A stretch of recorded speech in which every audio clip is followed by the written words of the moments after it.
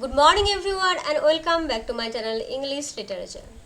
Now it is the fact time and today we are here with 10 facts to discuss. That is from the history of English literature and every fact is very important.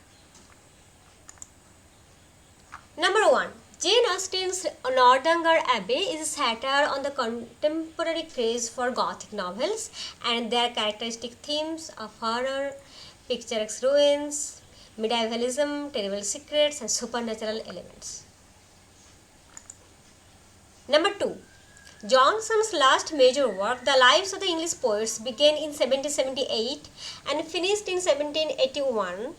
There are a total 10 volumes. It comprises short biographies of critical appraisals of 52 poets. You have to remember the number of the poets, 52 poets, most of whom lived during the 18th century. And if it is possible, you do remember all the 52 poets, because sometimes the question arises that who one was not included in that anthology, in that biographical notes.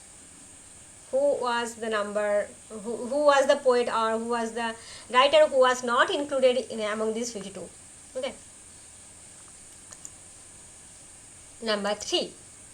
Moll Flanders by Daniel Defoe is a story of a beautiful and greedy woman who turns to crime. Number 4. Pamela or Virtue Rewarded is an epistolary novel by Samuel Richardson. Joseph Andrews by Henry Fielding, Paradise Richardson's Pamela. The Life and Opinion of Tristram Shandy Gentleman is written by Lawrence Stern. It was inspired by a Spanish epic novel by Cervantes' Don Quixote. Okay, here it is unnecessary. Number 7. How can what an Englishman believes be heresy? It is a contradiction in terms. It is said by Chaplain in George Shaw's St. John.